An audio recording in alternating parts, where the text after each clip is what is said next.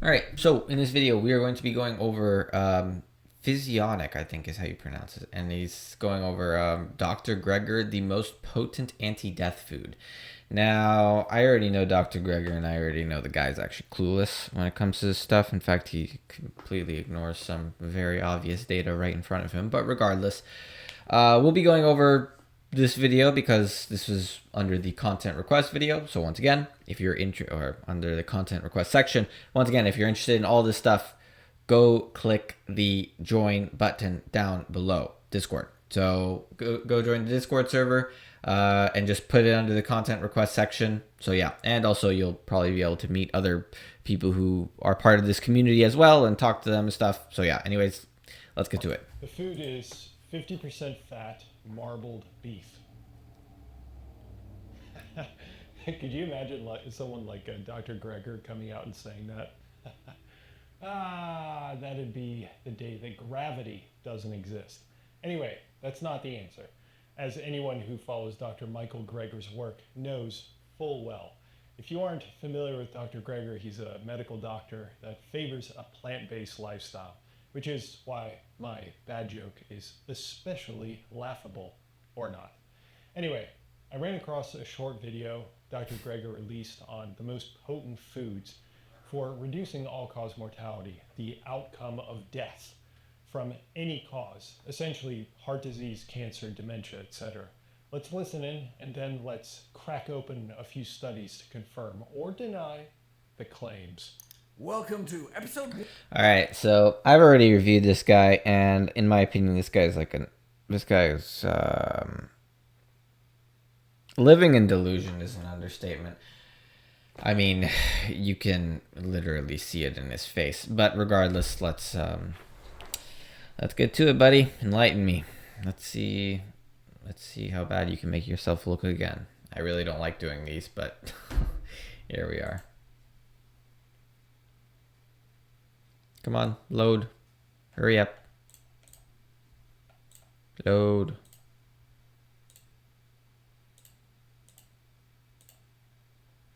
What the hell's going on?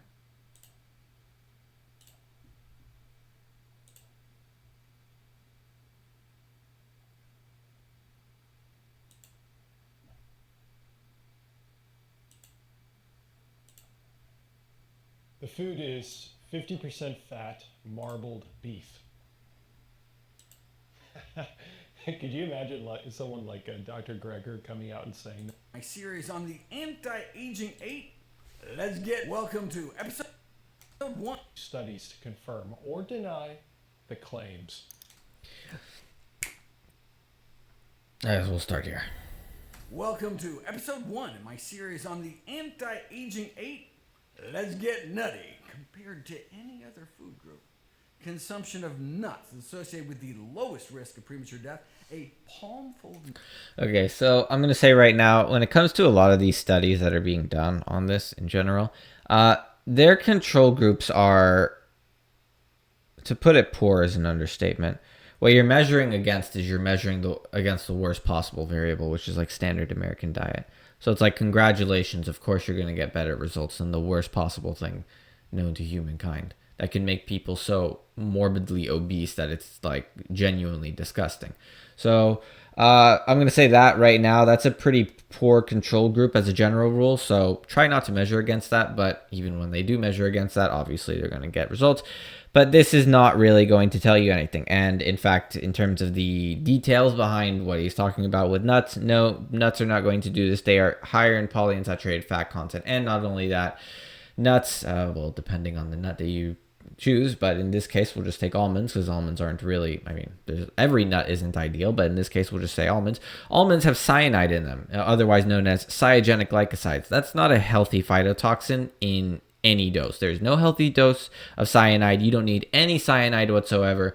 There isn't even a possible argument for that. So to say a palm full of nuts, or just to say even nuts for that matter, are one of the best anti-aging foods is,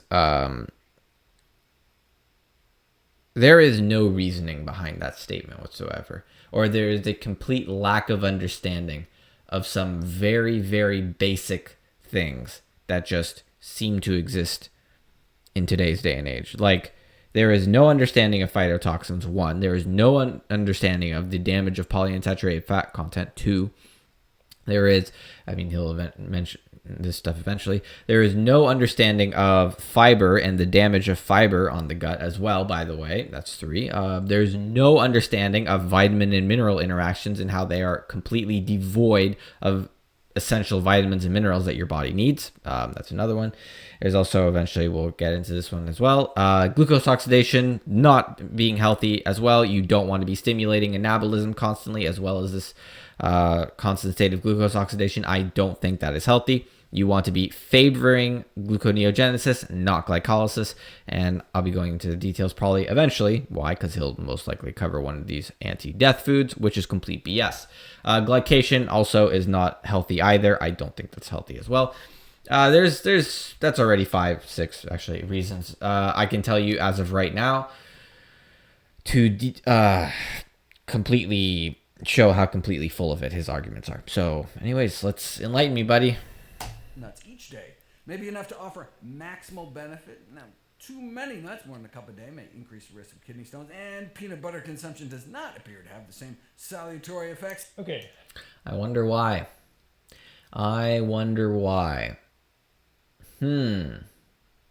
Like, it's almost as if the reason why peanut butter consumption wouldn't do that is because if you look at the polyunsaturated fat content, it's literally like a seed oil.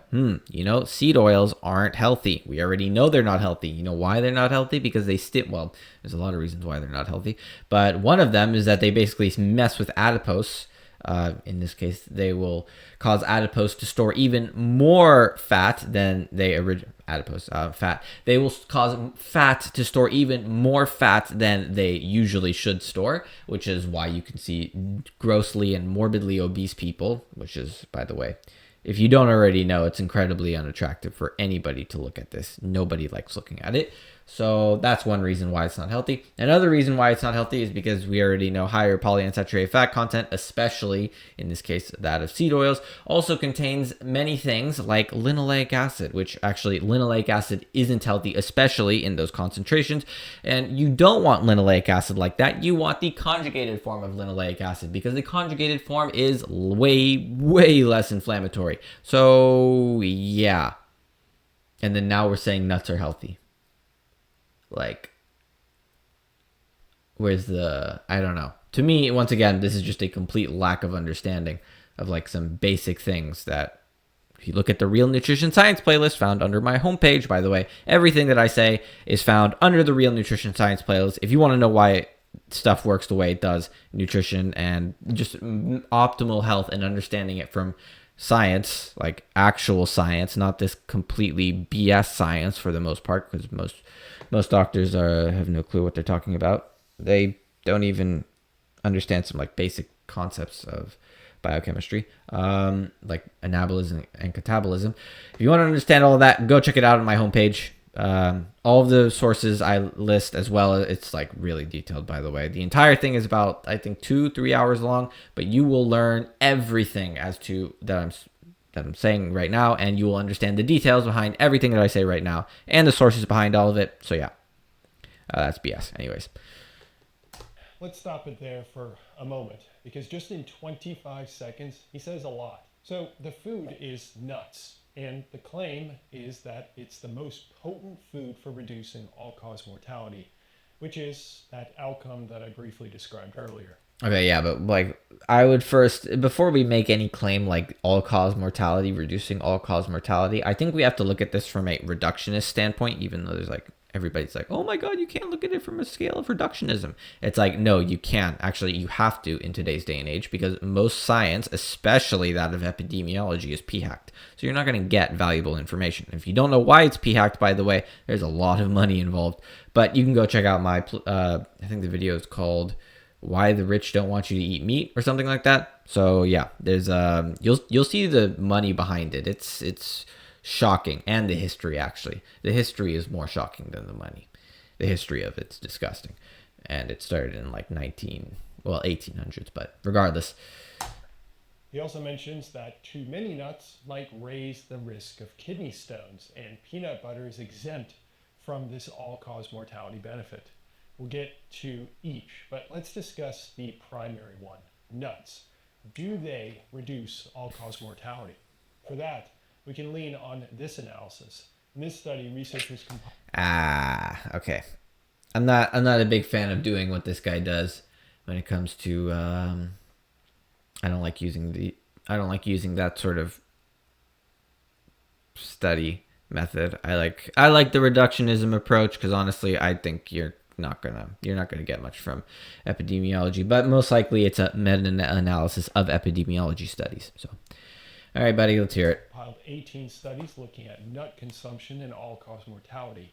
They compared people's data across all 18 studies between those who consumed no to almost no nuts per week versus those that ate nuts each week.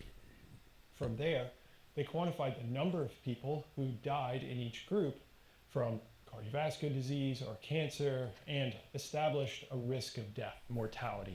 Yeah, see, okay, everything that he's talking about, like this cardiovascular disease and cancer stuff, like how are you going to understand what even causes this cardiovascular disease or cancer without actually understanding the underlying principle? And the underlying principle is, how do you get these heart attacks? One, you screw with the Randall cycle and you mix both fat and glucose content in the same serving. So I guess in this case it means eat a burger because burger has fat, in this case your meat, and it also has bread like carbohydrate. So yeah, not ideal. Don't do that, by the way. That's not healthy. But if you want to increase it, then yeah, go ahead, eat burgers. That's a great way. Not ideal. Based on nut consumption. Here is that data. We have the studies on the left side, the relative risk of all-cause mortality consuming low amounts of nuts to consuming high amounts of nuts on the right side, and the numbers are transformed into dots and lines called confidence intervals in the middle. If the dots and lines move to the left, there's a reduced risk when consuming more nuts. That diamond at the bottom is the average of all the studies together. So, clearly, this analysis indicates Dr. Greger is correct. Yet, keep in mind that we're discussing associative studies here, and we just went over what is known as an unadjusted result. That means that the researchers are not controlling for other factors, other variables that might explain the results. There's obviously there's going to be other variables. In my opinion, this is a no-brainer. This is the reason why you will never get the actual real studies done on people saying hey, eating meat's actually healthy, because if you actually look at this if you try to do it from that perspective, you would realize that there is way too many confounding variables. The amount of confounding variables is insane. And just to give you some confounding variables which can affect this, circadian rhythm, one. Sleep patterns, that's another one, which is sort of interlinked. You can also link whether or not they're exercising and whether or not they're over-exercising, whether or not they're consuming tons of glucose as well, whether or not they're mixing fat with it, in this case meat, with large amounts of carbohydrates, whether or not they are, the list is endless. You could go on and on and on and on. How many other exposure to sunlight, that's another one. Whether or not they're drinking alcohol, whether or not they're smoking, whether or not they're... How are you supposed to control for all these variables? You can't. That's the sad part of the reality we are in today. You can't control for all those variables, because if you did, that'd be considered unethical. And you might say, unethical? How could that possibly be unethical? The reason it's unethical is because, one, you're not going to find that group of people in any sort of area. And two, if you did try to control for those variables, that means you have to put them in some sort of a locked room and make sure that they say what they are doing, what they are saying. Every time you give them this interview paper or this interview sheet of hey, did you actually fill this out and tell me how many nuts you ate and whatever, right? No, people don't know the last time if they ate chicken within the last 6 months, okay? Nobody goes on a measuring sheet and is how much chicken have you eaten within the last 6 months? Oh, well, that's a good question. I think I had about 2.5 pounds. What the hell, right? So you're never going to get an accurate answer out of stuff like this. So in my opinion, this is why, one, you have to look at it from a reductionist standpoint and actually much more so from a reductionist standpoint. And two, after you look at it from a reductionist standpoint, you have to experiment with it yourself and see whether or not it's true. Now, actually, I've already experimented with this because I grew up that lifestyle, and I grew up eating mostly plants, and that includes nuts. And I hated my life. I was depressed, and I was tons of terrible things. And then I actually fixed my diet, and I go with the reductionism approach, and then I start adding basically meat and only meat in, and lo and behold, all of my problems get solved. Well, almost all of my problems get solved. I had to solve a couple others on my own. But as a general rule, most of my problems got solved. And what does that mean? What does that tell you? Hopefully it tells you that most science today is complete BS. Anyways, all right, let's hear it. Other than nut consumption. So, for example, do people who eat nuts also exercise more? See, this is exactly what I said already. There's so many other confounding variables. Exercise, one of them. And the exercise could also, by the way, I don't think exercise is healthy. I think it's only conditionally healthy. If you are constantly eating tons of glucose, then I think this is healthy. But otherwise, I don't think that this is healthy. Or do they weigh less?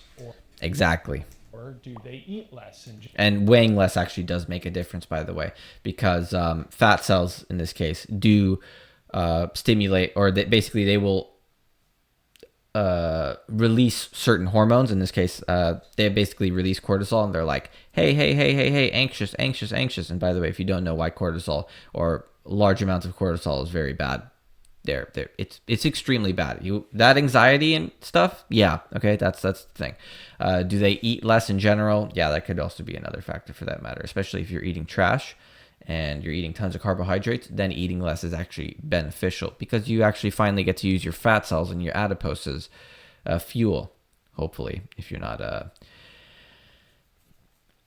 if you're actually going to gluconeogenesis, which you have to be in a fasted state for usually, and that's most people are not in that state. General. So the researchers broke up the studies based on the level of adjustment. Here, up top are the minimally adjusted, indicating studies only controlling for sex and age.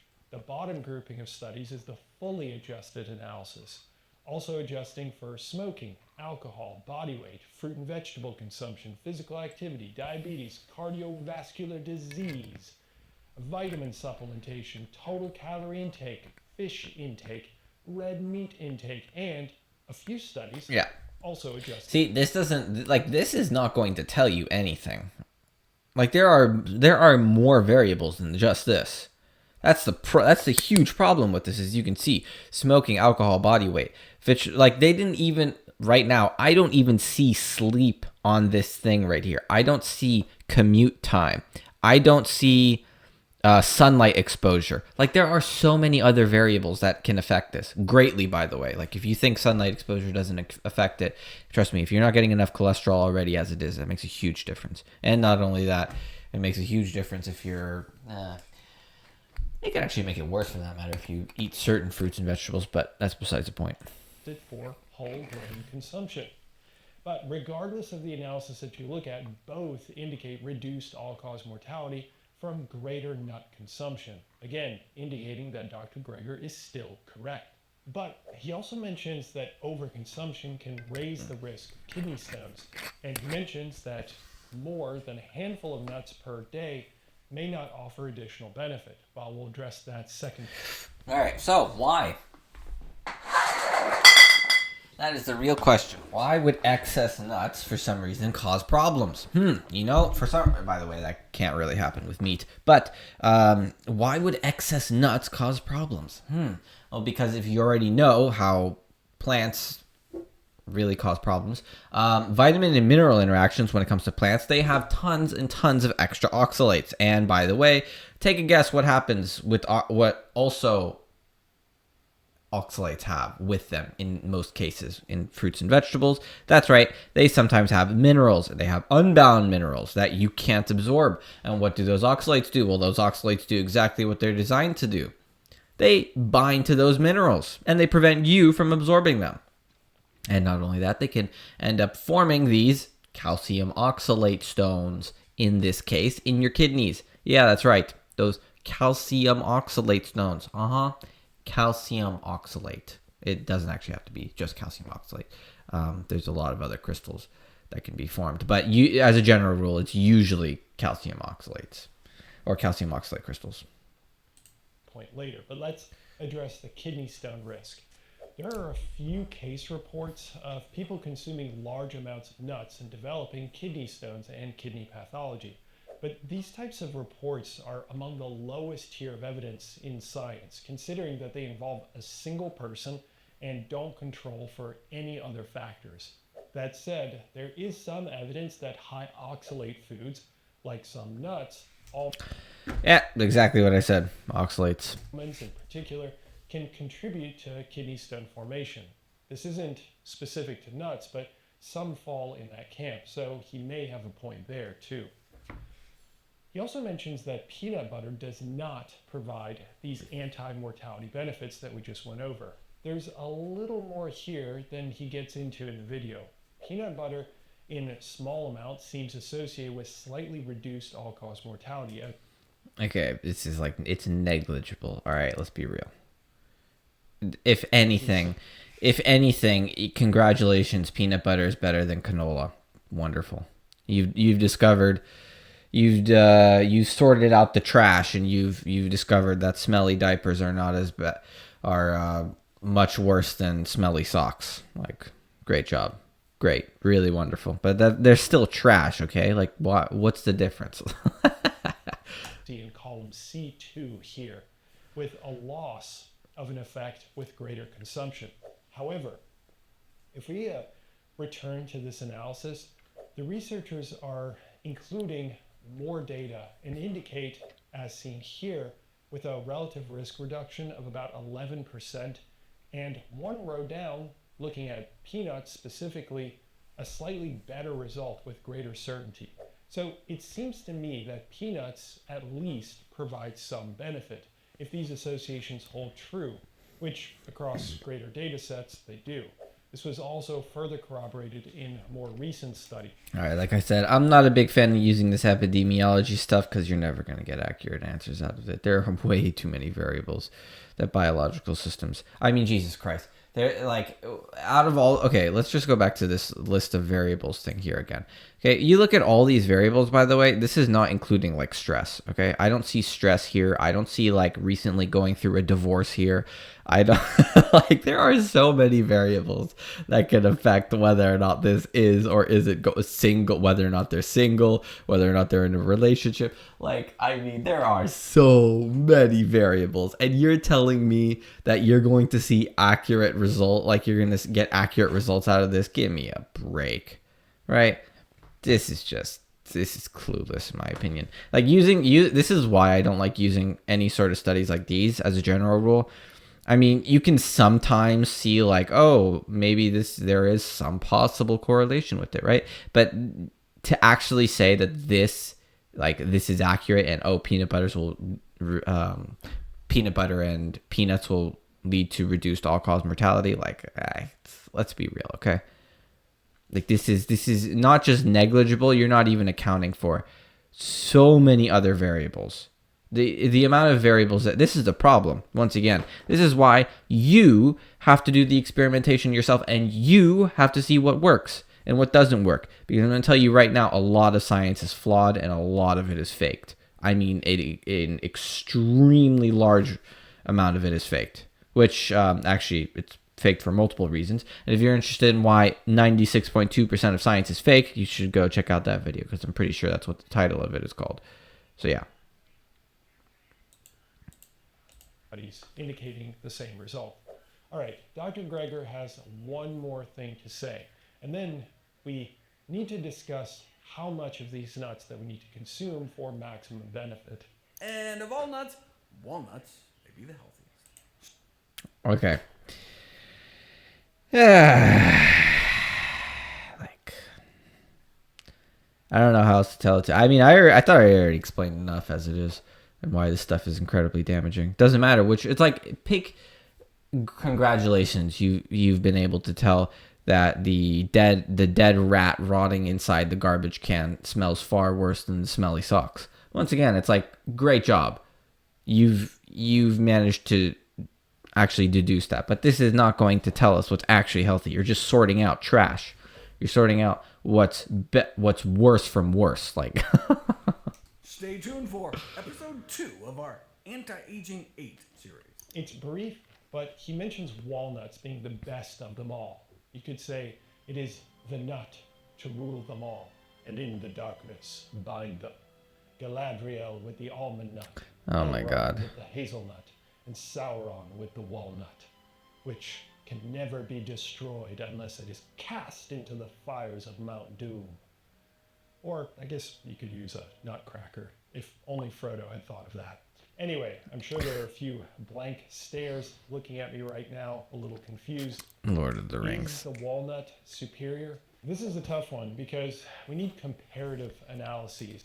Once again, this is like you're just sorting out trash from trash. Why would you like stop eating this stuff? Just stop. Like, just that is the best experiment that you could do. Once again, all of this is explained in the Real Nutrition Science playlist. And if you want to see even more stuff, which I've self-experimented with and found insane results for, go check out the Min-Maxing Health playlist.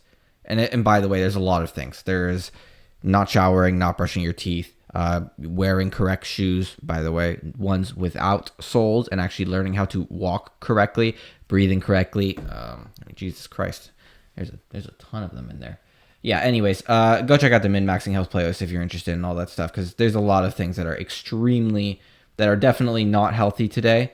Exercise being quote-unquote healthy it's healthy under the very strict circumstance and condition that you're exposing yourself to exogenous glucose over and over again. Anyways, yeah, go check out that playlist. Really interesting. Tons of stuff you'll learn. I guarantee you will learn new things. And by the way, you'll probably be shocked. You'll be like, what the hell? I didn't know that. So yeah, go check it out. It's cool. And although I did find some narrative reviews indicating that walnuts might be among the best for cardiovascular disease, I couldn't find anything directly comparing in relation to all-cause mortality. So I'll just... Once again, every single time you do this sort of a thing and you're comparing it in all-cause mortality, like, what are you comparing it to? Once again, if you compare this to the standard American diet, congratulations. There's a 99% chance you could probably, in fact, that people have already done this for that matter, show that wine and chocolate is healthy. Like, no, wine and chocolate are not healthy, okay? They just p-hacked the results. Like, it's not that hard, all right? You measure for enough variables, you'll get one outlier eventually. Don't worry. Keep myself firmly planted on the, I don't know, but it probably doesn't matter so long as we know that the association indicates overall health improvement. Speaking to that, I discovered a fascinating study that aims to quantify the life extension benefit of walnut consumption and how much is optimal per day. I'll be covering that for the Physionic Insiders. If you're interested in having access to all my now linked in the amount, look at this data. Okay, I'm gonna say right now, I don't content gate my stuff. I time gate my stuff. So if anything, you won't be able to see my videos ahead of time, but all of my videos will be free all the time, because I think that, especially with the age of AI coming soon, as if it's not already almost here, basically, with the start of the age of AI, as we are in today, I think that this is like a, you're not going to be able to gate in like actual information behind a paywall anymore, which also makes, by the way, a lot of professions useless.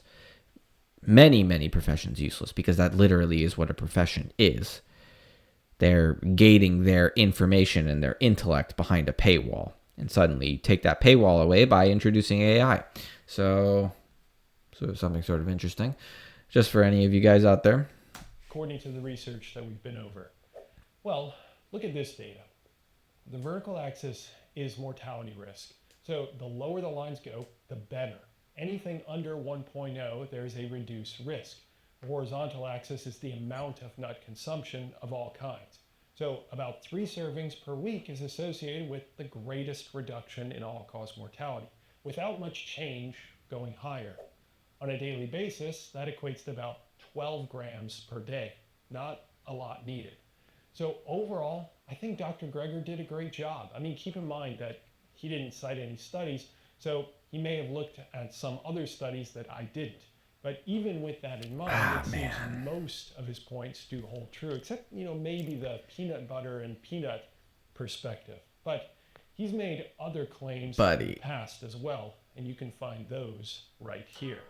Buddy, no. Okay, I gotta be honest. If this guy's following Greger's work and he's saying that it's accurate, like, okay, there are yes, sometimes not everything that somebody says is false. Like sometimes they are right. So for instance, Dr. Greger might say the sky is blue, and it's like, congratulations, yes. But as a general rule, him on nutrition advice, like, I don't. How could you listen to somebody who looks like that on nutrition advice? I don't know. To me, it's just wild. All right. So I hope you guys learned something. I hope you also, by the way, checked out the Real Nutrition Science playlist and the Min-Maxing Health playlist found under my homepage, or all of the other playlists for that matter found under my homepage, because they explain everything that I explained right now, except in a million times better detail. In fact, maybe to such detail that it's maybe a little difficult to understand. Regardless, once again, thanks for watching. If you found the video helpful or informative, please like, share, subscribe, comment down below, because it really does help the channel grow. And if you're interested in getting into this community and joining like-minded people like yourself, or even giving me content requests and saying, hey, Blaze, go review this video, go join my Discord down below and go check out the Discord. And send me a content request video. Anything you want me to review, I'll review it there. Once again, I do not paywall my content. I never will. If I paywall anything, it's going to be anecdotal evidence. I'm not going to paywall like real 100% evidence. And even anecdotal evidence, it's more so just like about my life and some random stuff that I do. Even some of that stuff I share. But yeah. Anyways, thanks for watching. I'll see you guys in the next one.